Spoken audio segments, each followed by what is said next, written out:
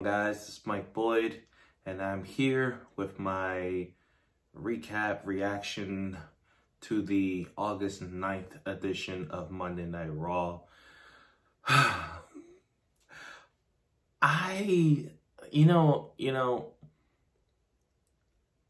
gonna say this every week. I'm not sure if it's just 3 hours. I'm not sure if it's just how it's presented.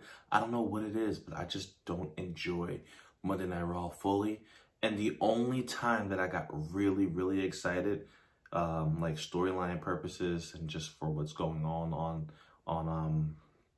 the show, is when Reggie, the 24/7 champion, appeared. But that was it. A few takeaways here. Show starts. We got first match of the night, Drew McIntyre versus Baron Corbin. Baron Corbin agreed to pretty much do Jinder Mahal's dirty work. Drew McIntyre acts like he's gonna give Baron Corbin some money. He's like 100,000, 200,000, 200,000, 3, 2, 1. Boom, Claymore. Drew wins. Whatever. Let me see. And also we got Randy Orton returning on this show as well to kick off the show. And Matt Riddle came out, just talking about how his stepdad left him, but Randy came back. Now, I don't necessarily know how to feel about that. All right, so I'll get into the Randy Orton and Matt Riddle thing a little later, but if they're actually going to have them face each other at SummerSlam, it may be too late. But AJ Styles and Omos interrupted, which did set up the main event, AJ Styles versus Randy Orton later tonight. Jeff Hardy versus Karrion Kross. Karrion Kross and Jeff Hardy actually had a pretty competitive match. Now, I will say that I do owe WWE an apology somewhat, just because I was crapping on the debut of Karrion Kross at one point, and I was like, where's Scarlett? Where's Scarlett? Apparently he was supposed to have like a string of losses. It was a rumor, a string of losses, and that he was supposed to Scarlett supposed to come back and give him back his killer instinct, which could have been compelling TV. So that's just another case of the internet wrestling community, the smarks or whatever you want to say, just jumping to conclusions and not actually allowing things to play out, But let's see here.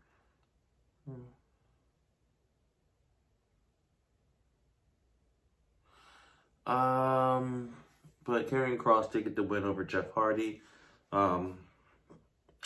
And then we had Alexa Bliss versus Doudrop. I don't know what's going on with this. And it's kind of weird with Bray Wyatt being gone and this gimmick still continuing. I don't know what more can be done. And I don't know if it's as interesting without, knowing that Bray Wyatt is done in WWE. Alexa does an amazing job playing the character, but I liked her and Bray together doing it. Because it served as like an extension, because The Fiend not being on the show all the time, Bray Wyatt having an extended absence from WWE, up until the release. It just kept it going, kept it progressing, But now that we know he's not coming back, kind of just ruins it all. I don't even know what's happening with Ava Marie and Doudrop. Sheamus and Ricochet 1-on-1. I like the match. Now, let's see. Sheamus did end up winning. Tired, working, all that good stuff. Sheamus did end up winning. Ricochet did do something cool again, where he did a springboard crossbody off the ropes, over the announce table, like, you know, had Sheamus, the momentum onto Sheamus in front of the announce table. The momentum took them over the announce table, and they got the commercial. I thought that was great. John Morrison versus Damian Priest after this. Not. All right, so we're getting Sheamus versus Damian Priest at SummerSlam. Damian Priest beats John Morrison and Miz up. And then we're getting Sheamus versus Damian Priest for the U.S. Championship at SummerSlam. I actually think that this could be a very interesting match, in terms of just hard-hitting, brawling style. Like, we've seen Sheamus versus Cesaro have, you know, two physical guys put on a good match. I do think that this match right here might be the dark horse for, not match of the night, but just something to look out for. T-Bar versus Mustafa Ali. You know, why are they still Mason T-Bar? I don't know. I don't know. I'm just skipping ahead. Nikki Ash versus Rhea Ripley. They were actually having a pretty decent match until Charlotte came out, and I'm not too sure like how the crowd feels about Nikki ASH. I don't know. Like, this is like literally, you know what? Let's skip ahead. Randy Orton versus AJ Styles. Pretty decent main event. Omos tried to distract Orton. Riddle came out of nowhere. Helped, I guess, get Omos' attention away from the match. AJ Styles goes for a phenomenal forearm. RKO out of nowhere. Randy Orton wins. And then Randy Orton and Riddle are celebrating in the ring. Riddle's like, I want a hug, and they hug. And I'll say this about Raw. 11 o'clock, like, for whatever reason, they just keep pushing it to that 11 o'clock spot. Like, it was already 11 o'clock, and Randy didn't even RKO Riddle yet.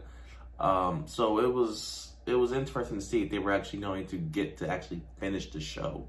Because I know that now they actually ended exactly at 11 o'clock and 10:59, and they're still doing things. But ultimately, I will say that I'm not too excited for the product, and I didn't do a video last week because I just didn't finish the show. I didn't do a video for SmackDown last week because I actually didn't watch SmackDown. But for whatever reason, and I may have to change the format of these videos. I may have to do something a little different because I just can't sit there and watch Monday Night Raw and then just come in here and do this and the same thing every week. I really can't do this. I really can't. SmackDown's a little different. I might actually just combine both and maybe do like the best of the week for WWE or something, including NXT, you know, different stories that I hear. I did, you know, because we had big stories that came out. I haven't covered, you know, CM Punk and Daniel Bryan going to AEW potentially. I haven't covered the NXT releases, and